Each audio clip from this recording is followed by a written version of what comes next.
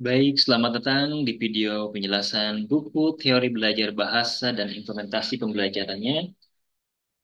Bapak, Ibu, dan teman-teman mahasiswa, kali ini kita akan membahas salah satu pendekatan utama dalam studi linguistik modern, yaitu teori strukturalisme yang dikembangkan oleh salah satu ahli bahasa, yaitu yang bernama Ferdinand de Saussure.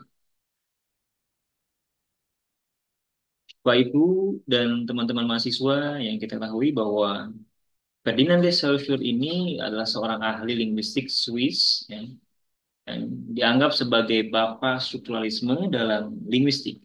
Ya.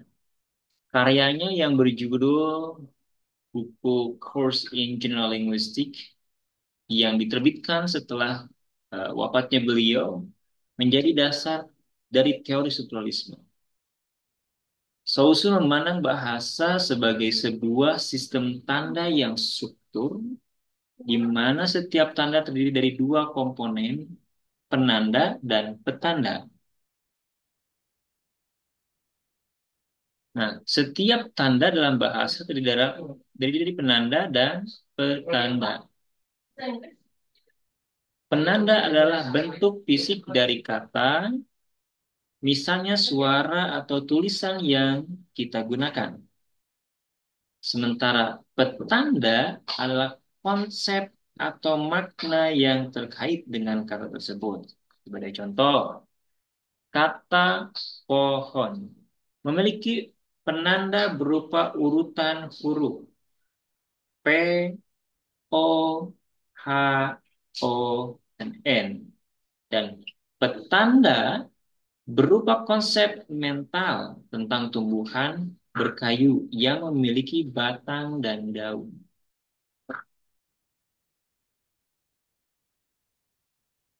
Saussure menekankan bahwa hubungan antara penanda dan petanda bersifat arbiter, yang berarti tidak ada alasan logis mengapa suatu konsep diawali oleh bentuk tertentu.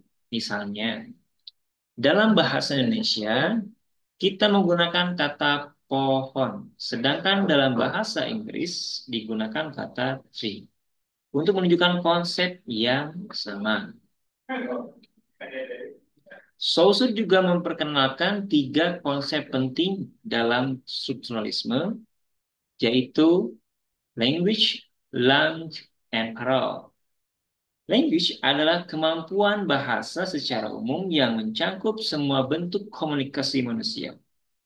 Sedangkan lang adalah sistem bahasa yang abstrak dan kolektif, seperti aturan tata bahasa dan struktur kalimat yang digunakan oleh sebuah komunitas bahasa. Sementara parol adalah penggunaan nyata bahasa oleh individu dan situasi komunikasi sehari-hari. Misalnya, ketika seseorang berbicara, mereka menetapkan atau menerapkan lang dalam bentuk parol, itu ucapan. Ya. Selain itu, Bapak Ibu, teori strukturalisme sangat relevan dengan pembelajaran bahasa. Dengan memahami hubungan antara penanda dan petanda, serta konsep lang dan parol, pengajaran dapat lebih efektif mengajarkan struktur bahasa kepada siswa. Misalnya, seorang guru dapat mengajarkan siswa bagaimana struktur kalimat terbentuk berdasarkan aturan, yaitu lang, dan kemudian melihat bagaimana siswa menerapkan dalam berbicara, yaitu parol. Saussure membedakan antara dua pendekatan dalam pembelajaran bahasa, yaitu pendekatan sinkroni dan diakroni. Nah, pendekatan sinkroni ini mempelajari bahasa pada satu titik waktu tertentu, seperti bagaimana struktur bahasa Indonesia dipahami saat ini, ya. Sedangkan pendekatan diakroni mempelajari evaluasi bahasa dari waktu ke waktu, misalnya bagaimana bahasa Latin berkembang menjadi bahasa Spanyol.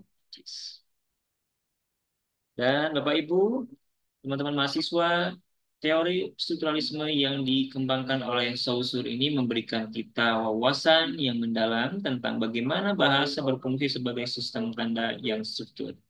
Dengan memahami konsep penanda, petanda, dan lang maupun parol, serta pendekatan sinkroni dan diakroni, kita dapat menganalisis bahasa dengan lebih komprehensif.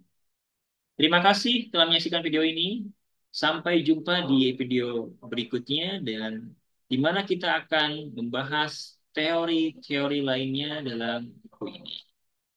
Sekian dari saya. Terima kasih. Wassalamualaikum warahmatullahi wabarakatuh.